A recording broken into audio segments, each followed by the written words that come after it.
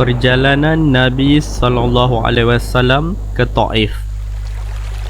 Setelah mendapat tugas kenabian, Nabi SAW menjalankan usaha dakwah selama 9 tahun di Mekah dan terus berusaha demi petunjuk dan islah kaum baginda SAW.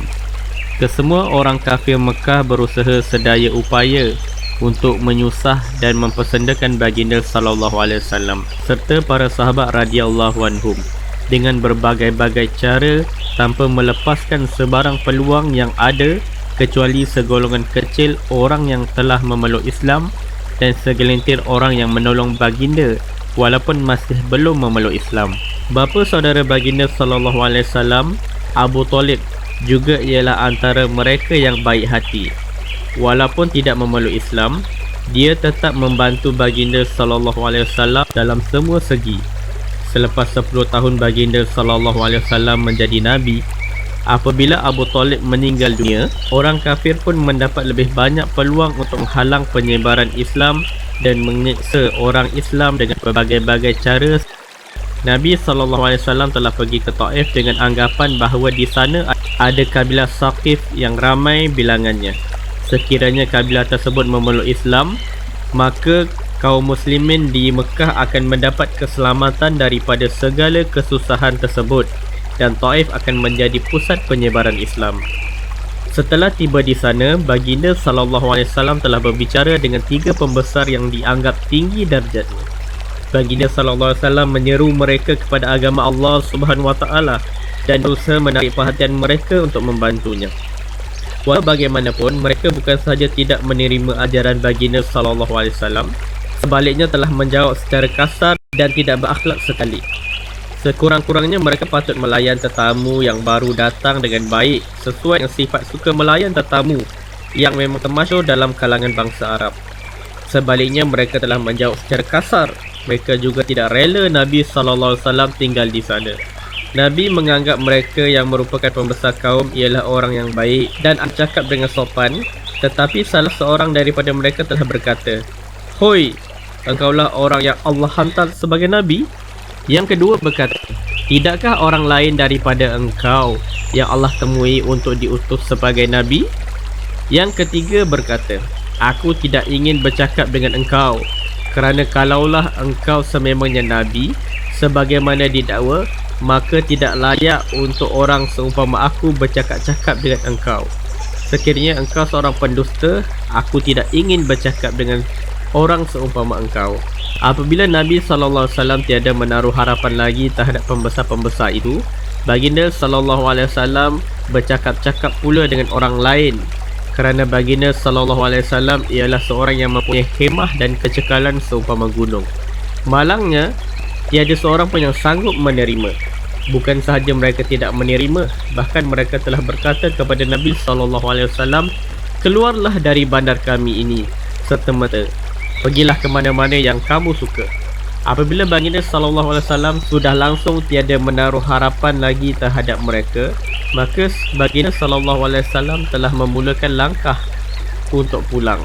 Mereka telah menghantar budak-budak untuk mengejar, mengejek, mempersenda dan melontari baginda SAW dengan batu.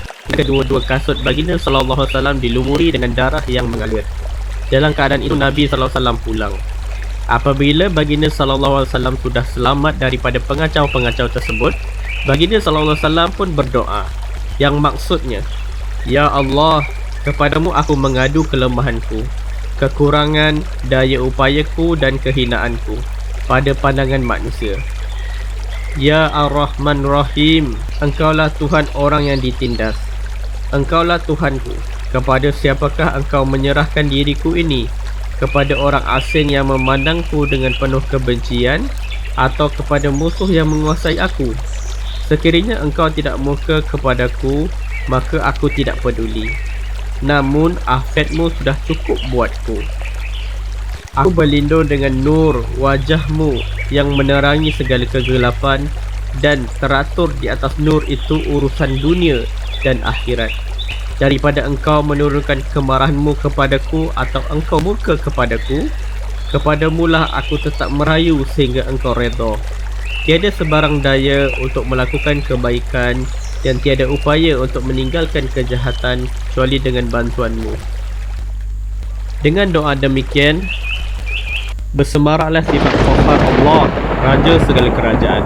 Lalu Jibril alaihissalam datang memberi salam dan berkata, Allah Subhanahu Wa Taala telah mendengar perbualan kaum itu dengan Tuhan, dan telah mendengar mereka serta menghantar satu malaikat yang berkuasa gunung ganang.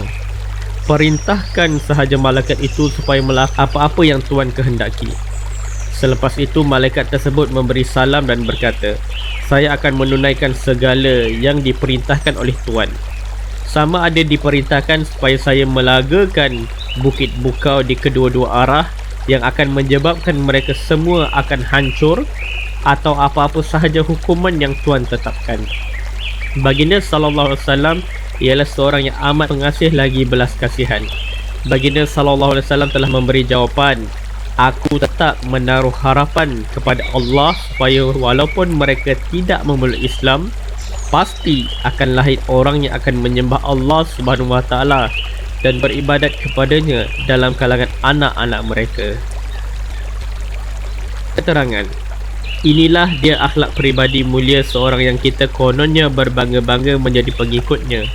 Sebaliknya, apabila kita sendiri mengalami sedikit kesusahan atau kita dilempari dengan kata-kata kesat, kita akan menjadi begitu marah sehingga kita menaruh perasaan dendam yang tidak padam-padam seumur hidup kita terhadap orang yang telah menyakiti kita. Kezaliman demi kezaliman kita lakukan ke atasnya, sedangkan kita mengaku yang kita ialah pengikut Nabi Muhammad sallallahu alaihi wasallam yang mengikut jejak langkah baginda sallallahu alaihi wasallam. Setelah menanggung kesusahan dan penderitaan yang begitu dahsyat, baginda sallallahu alaihi wasallam sendiri tidak pun mendoakan keburukan kepada mereka dan tidak juga mengambil sebarang tindak balas.